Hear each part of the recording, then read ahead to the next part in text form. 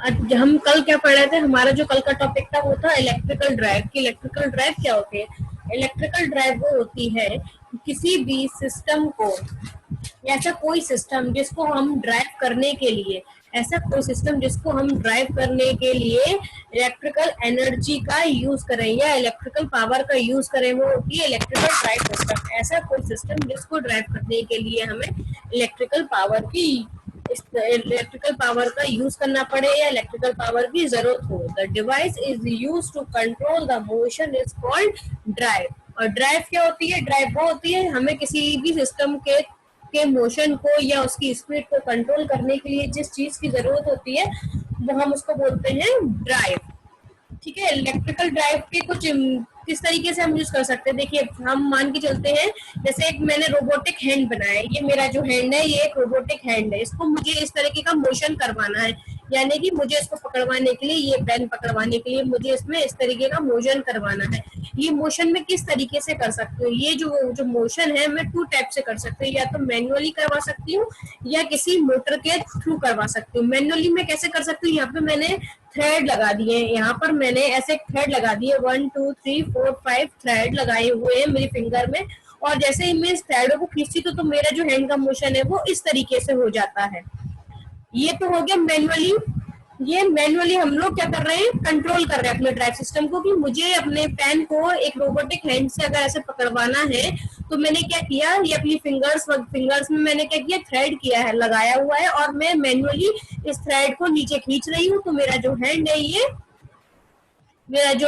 इस तरीके से वर्क कर रहा है। ये तो होता है मैनुअली, कि मैं अपने ड्राइव को या अपने सिस्टम को मैनुअली काम करवा रही हूँ। दूसरा होता है हम लोग किसी मोटर के थ्रू अगर ये काम करवाते हैं,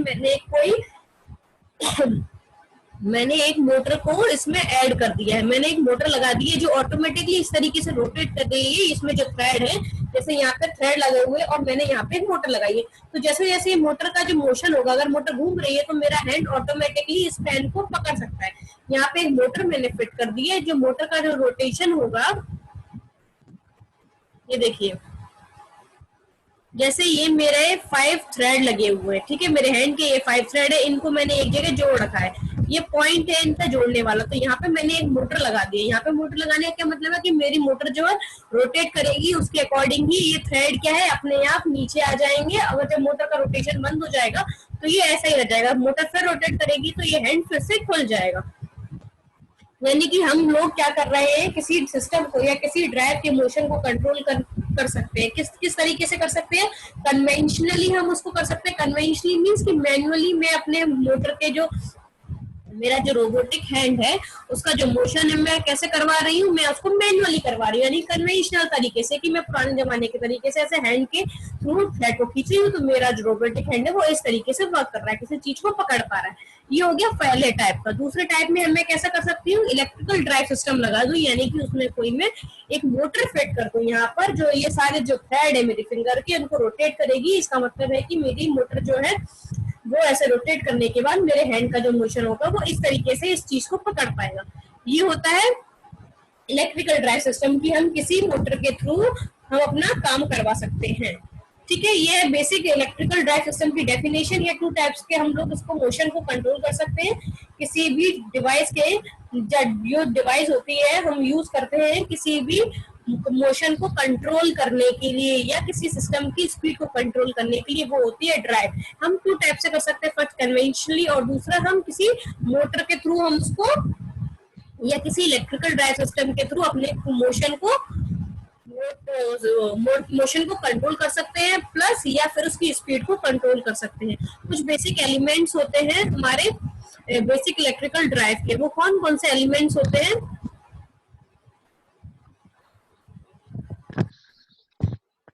ये है हमारा डायग्राम है, ये किसका डायग्राम है? Elements of electric drive. ये बेसिक एलिमेंट्स हैं हमारे एक इलेक्ट्रिक ड्राइव सिस्टम के। कौन कौन से? पहला है हमारा सोर्स, सेकंड आप देखिए, फर्स्ट है हमारा सोर्स, उसके बाद पावर मॉड्यूलेटर, फिर मोटर लगी हुई है, देन मोटर और जो लोड है वो आपस में कनेक्टेड है। उसके बाद इन दोनों के बीच में क्या लगा हुआ है? एक सेंसिंग यूनिट है। सेंसिंग यूनिट के आगे क्या है? Control unit. कंट्रोल यूनिट में क्या आ रहा है? कंट्रोल यूनिट में इनपुट कमांड आ रही है। अब हम इसको एक एक करके समझते हैं कि ये इलेक्ट्रिकल ड्राइव सिस्टम करता क्या है।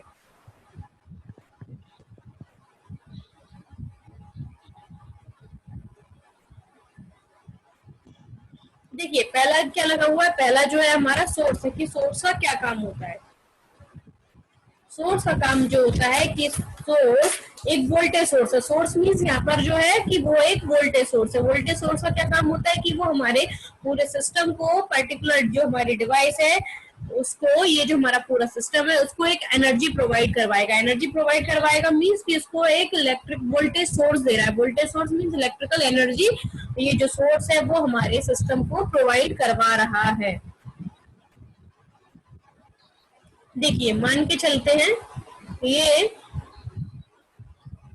ये हमारा क्या है, पूरा सिस्टम है।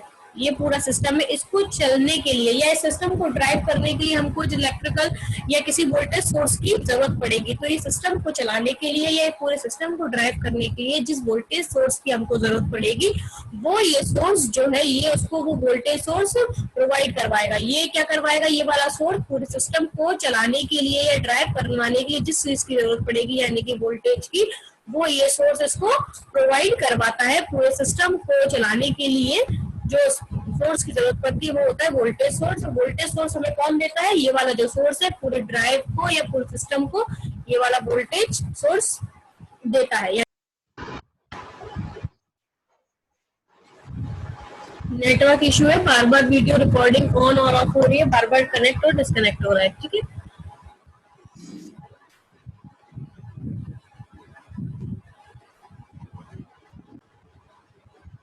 ठीक है। पूरे सिस्टम को या पूरे ड्राइव को चलाने के लिए जिस वोल्टेज की हमें जरूरत होती है वो वोल्टेज हमें कौन प्रोवाइड करवाता है, वो वोल्टेज हमें, वोल्टेज ये जो सोर्स है वो हमें वोल्टेज प्रोवाइड करवाता है। देन उसके आगे क्या है, पावर मॉड्यूलेटर। पावर मॉड्यूलेटर क्या होता है कि जो हमारी पावर को मॉड्यूलेशन करे, पावर को मॉड्यूलेट करके आगे तक मोटर तक पहुंचाए। ये पावर मॉड्यूलेटर का जो काम होता है, जो हमारी यहाँ से इस पॉइंट से जो पावर आ रही है, ये यहाँ से जो वोल्टेज सोर्स आ रहा है यानी कि कुछ इलेक्ट्रिकल पावर आ रही है, वोल्टेज मींस की इलेक्ट्रिकल पावर आ रही है, जो इलेक्ट्रिकल पावर यहाँ से आ रही है उसको मॉड्यूलेट करे। मॉड्यूलेट वो किस तरीके से कर सकता है, या तो कोई इसे फीडबैक दे रहा होगा। पावर को जो मॉड्यूलेट कर सकता है, यहाँ से जो पावर आई यानी कि जो वोल्टेज आ रहा है इसको वो कैसे मॉड्यूलेट करे या कैसे मॉड्यूलेशन कर सकता है। वो जो मॉड्यूलेट करेगा वो या तो किसी फीडबैक के थ्रू मॉड्यूलेट करे, उसे या तो कोई फीडबैक मिल रहा हो कि भाई ये पावर कम आ रही है या ज्यादा आ रही है, या फिर विदाउट फीडबैक कर सकता है। यानी कि यहाँ पे जो पावर का जो मॉड्यूलेशन हो रहा है वो टू टाइप से हो सकता है, या तो किसी फीडबैक के लिए उसको कोई चीज फीडबैक दे रही है यानी कि दूसरा कोई सिस्टम उसको फीडबैक दे रहा है, जो वोल्टेज आपके पास आ रहा है या जो इलेक्ट्रिकल पावर आपके पास आ रही है वो उतनी नहीं आ रही है जितनी आनी चाहिए थी, यानी कि इसको कोई दूसरा सिस्टम उसको फीडबैक दे रहा है। वो होता है हमारा सिस्टम उसको फीडबैक ये देता है। जैसे यहाँ से ये देखिए ये एक क्लोज लूप सिस्टम है। देखिए यहाँ से क्या हो रहा है, यहाँ से जो वोल्टेज सोर्स उसके पास आया यानी कि यहाँ पर ये क्या कर रहा है, पावर को मॉड्यूलेट कर रहा है। पावर को मॉड्यूलेट कैसे कर रहा है, या तो वो किसी फीडबैक के लिए कर रहा हो, किसी से उसको फीडबैक मिल रहा हो कि भाई ये पावर जो आ रही है वो ठीक नहीं आ रही है या वो ठीक आ रही है, उसको कोई फीडबैक दे रहा है, या फिर वो विदाउट फीडबैक कर रहा हो। ठीक है, अगर वो विदाउट फीडबैक कोई काम कर रहा है यानी कि वो ओपन लूप सिस्टम होता है। अगर इसमें पावर का जो मॉड्यूलेशन होता है किसी बिना फीडबैक के, विदाउट फीडबैक अगर पावर को मॉड्यूलेट कर रहा है वो, तो वो कौन सा सिस्टम होता है, वो सिस्टम होता है हमारा ओपन लूप सिस्टम। और सेम ऐसे ही अगर जो पावर का जो मॉड्यूलेशन हो रहा है हमारे इस इलेक्ट्रिकल ड्राइव में किसी फीडबैक के लिए हो रहा है, किसको कहीं से फीडबैक मिल रहा है, और वो अगर उसको कहीं से फीडबैक मिल रहा है तो वो सिस्टम कैसा सिस्टम हो जाता है, वो हो जाता है हमारा क्लोज लूप सिस्टम। अब जैसे इसी फिगर से देख लेते हैं, देखिए देखिए यहाँ से वोल्टेज सोर्स आया यानी कि वोल्टेज यहाँ से आया है, यहाँ पर क्या हुआ, पावर का मॉड्यूलेशन हुआ। पावर का मॉड्यूलेशन कैसे हो रहा है, यहाँ पर देखिए ये कंट्रोल जो यूनिट है, ये जो कंट्रोल यूनिट है यहाँ से इसको क्या मिल रहा है, कुछ ना कुछ फीडबैक मिल रहा है। यहाँ पे उसको कुछ ना कुछ फीडबैक मिल रहा है यानी कि ये कैसा सिस्टम हो गया, ये हमारा एक क्लोज लूप सिस्टम है कि यहाँ से इसको कुछ ना कुछ फीडबैक मिल रहा है। यहाँ से इसने क्या किया, पावर को मॉड्यूलेट किया है किसके अकॉर्डिंग, यहाँ से इसको कंट्रोल यूनिट जो है वो आगे जाके कुछ ना कुछ फीडबैक देती है। ठीक है, यहाँ पर हो गया हमारा पावर का मॉड्यूलेशन। पावर का मॉड्यूलेशन मीन्स की जो पावर आ रही है वो ठीक आ रही है या नहीं आ रही है, वो सब उसको यहाँ पर मॉड्यूलेट कर देगा। जितनी पावर आ रही है, जितनी इसको पावर चाहिए थी आगे, अगर उतनी नहीं आ रही है तो वो उसको आगे जाके मॉड्यूलेशन में करता है यानी कि जितनी पावर आ रही है उसको मॉड्यूलेट करके आगे पहुंचाएगा। वो आगे कहाँ पहुंचाता है, वो आगे पहुंचाता है हमारी मोटर में। मोटर क्या होती है, मोटर मीन्स कि ये जो पूरा जो सिस्टम है, ये जो पूरा सिस्टम है उसको चलाने के लिए, उसको ड्राइव करने के लिए, ये पूरे सिस्टम को ड्राइव करने के लिए जिस चीज की वो क्या मोटर ही, ये देखिए ये जो मोटर है ये हमारे पूरे सिस्टम को क्या कर रही है, ड्राइव कर रही है। ये जो मोटर है ये हमारे पूरे सिस्टम को क्या कर रही है, ड्राइव कर रही है। हमें इस चीज की जरूरत है, यहाँ से वोल्टेज सोर्स आ गया, यहाँ से पावर मॉड्यूलेट होकर यहाँ तक आ गई, मोटर तक आ गई। कितनी उसकी पावर चाहिए थी, अगर कम या ज्यादा जो भी उसको चाहिए थी, अगर बाई चांस यहाँ से बहुत ज्यादा पावर आ रही थी तो ये यहाँ से बहुत ज्यादा वोल्टेज या पावर जो आ रही थी, हमें पावर मॉड्यूलेटर ने इसको क्या किया, इस मोटर के अकॉर्डिंग उसको कर दिया है। अगर बहुत हाई आ रही थी तो उसने क्या किया, उसको लो करके यहाँ तक पहुंचाया मोटर तक। अगर लो आ रही थी तो उसने क्या किया, पावर का मॉड्यूलेशन करके सही जितनी पावर की इस मोटर को जरूरत थी उतनी उसने यहाँ तक पहुंचा दी। मोटर तक जो वोल्टेज आ रहा है वो उतना ही आ रहा है जितना इस मोटर को आवश्यकता थी। और इस मोटर से क्या कनेक्ट है, इस मोटर से क्या कनेक्ट है, हमारा लोड, यानी कि किस लोड पे हमारा जो ये दोनों आपस में क्या होते हैं, मोटर और लोड कनेक्टेड है। कि ये जो पूरे सिस्टम को ड्राइव करने के लिए हमको मोटर की आवश्यकता है, और इस मोटर से क्या कनेक्टेड है, हमारा लोड की कितनी ड्राइव, लोड पर ही हमारी मोटर काम कर रही है। इन दोनों के बीच में आप देखिए, इन दोनों के बीच में क्या लगा हुआ है, sensing unit. Sensing unit mean, sensing unit का जो यहाँ पर काम है वो एक टाइप का सेंसर है, मोटर और लोड के बीच में लगा हुआ है। मोटर जो भी एक्शन करती है वो कहाँ पता लगता है हमको, वो हमको सब पता लग जाता है सेंसिंग यूनिट में, कि मोटर ने क्या काम किया है, मोटर किस टाइप का सिग्नल भेज रही है। इन दोनों के बीच में जो भी काम हो रहा है वो कहाँ पे जाके हमको पता लगता है, वो हमको पता लगता है इस सेंसिंग यूनिट में। सेंसिंग यूनिट यानी कि एक टाइप का सेंसर है, उसको सेंस करने के लिए कि मोटर ने क्या उसको आगे सिग्नल दिया है, मोटर ने जो काम किया है वो हमें इस सेंसिंग यूनिट में पता लग जाता है। सेंसिंग यूनिट क्या करती है, सेंसिंग यूनिट अपना सेंस कर लेगी कि भाई मोटर ने अभी ये रोटेशन किया है या मोटर ने अभी ये काम किया है,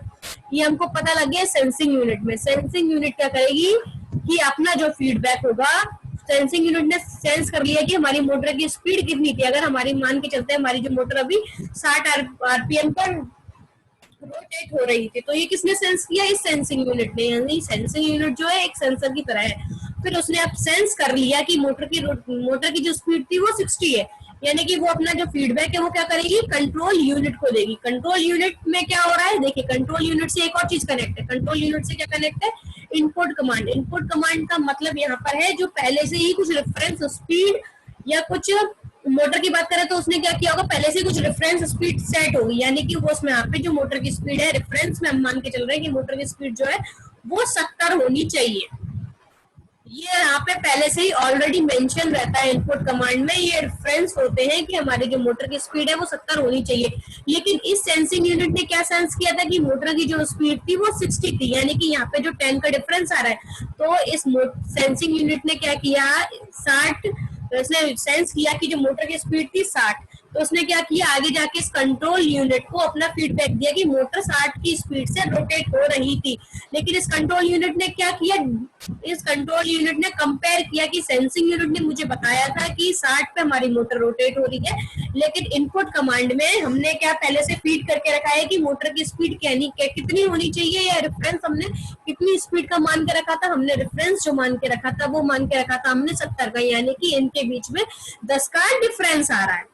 इन दोनों के बीच में जो इनपुट कमांड में और जो सेंसिंग यूनिट का, जो सेंसिंग यूनिट ने मुझे अपना फीडबैक दिया है, उन दोनों के बीच में 10 का डिफरेंस है। तो ये 10 का जो डिफरेंस है ये कंट्रोल यूनिट आगे जाके किसको देगी, ये जो कंट्रोल यूनिट है ये आगे जाके पावर मॉड्यूलेटर को ये सिग्नल भेज देगी कि मोटर जो अभी रन कर रही है वो 60 की स्पीड से रन कर रही है, लेकिन हमने जो रेफरेंस मान के चला था, हमने रेफरेंस मान के चला था कितना, 70 का, यानी कि जो 10 का डिफरेंस आ रहा है वो बताया उसने किसको, पावर मॉड्यूलेटर को। पावर मॉड्यूलेटर आगे जाके क्या काम करेगा, यहाँ से जो वोल्टेज सोर्स पहले जितना आ रहा था उसको फिर मॉड्यूलेशन करेगा कि हमारी जो मोटर है वो किसके अकॉर्डिंग रन करे, वो हमारे जो इनपुट कमांड के अकॉर्डिंग फिर से 70 की स्पीड से रन करे।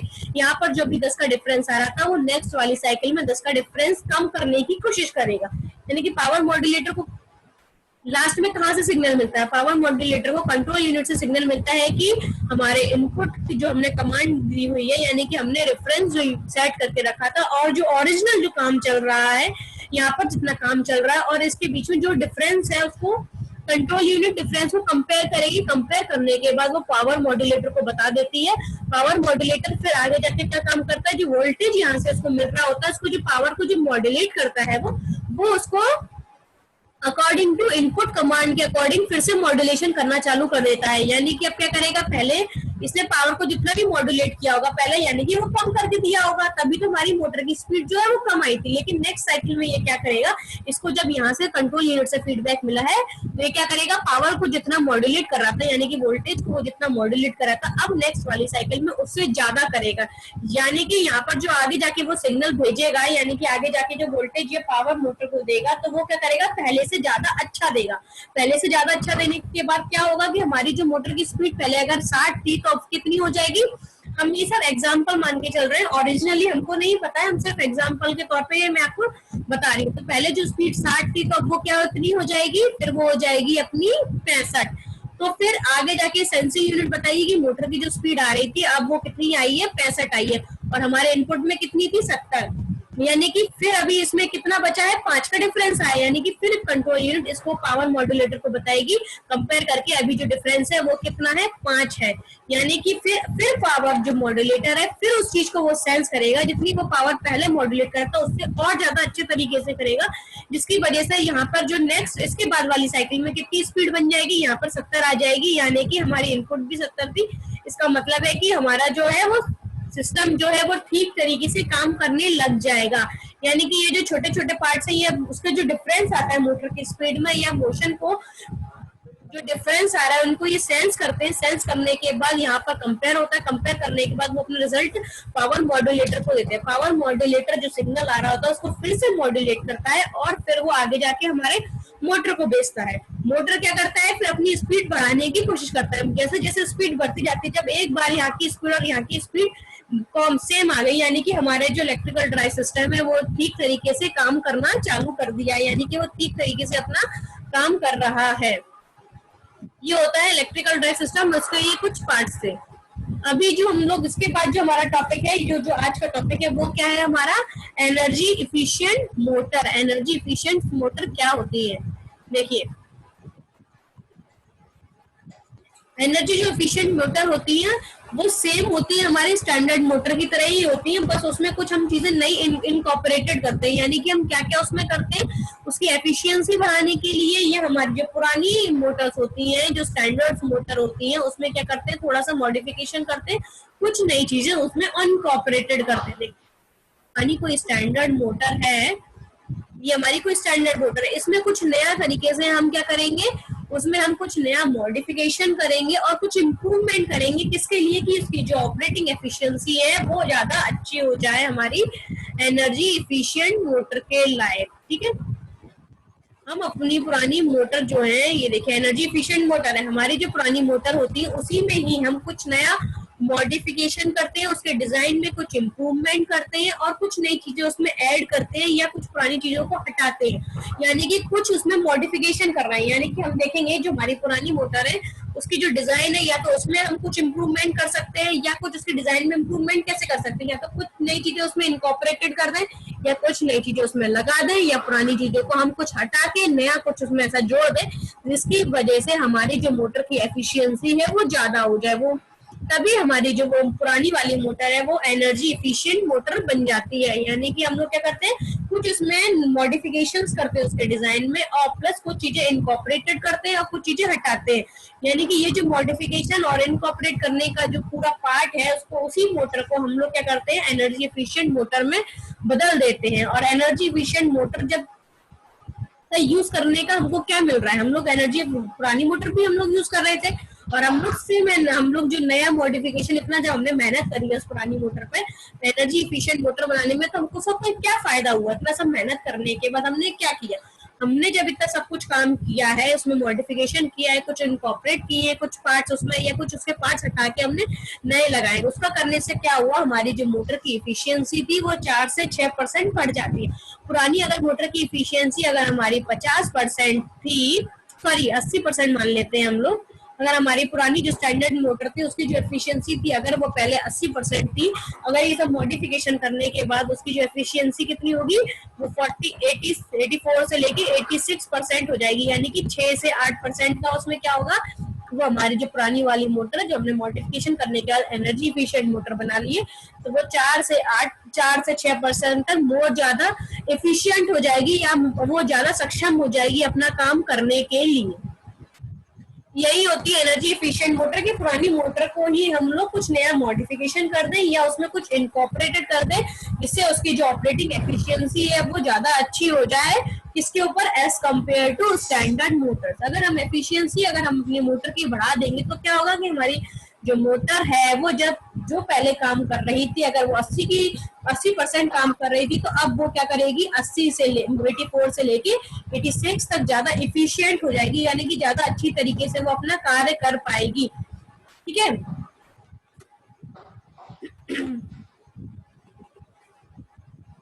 देखिए एनर्जी इफिशिएंट मोटर क्या होती है, एक सिंपल मोटर होती है और इसका जो इनपुट होता है वो भी सेम होता है। जैसे देखिए हमारी अगर पुरानी मोटर, हमारी ये स्टैंडर्ड मोटर है जो पुरानी वाली, अगर वो इसमें 60% इनपुट ले रही थी और ये कितना इनपुट दे रही थी, आउटपुट कितना दे रही थी, 80% का।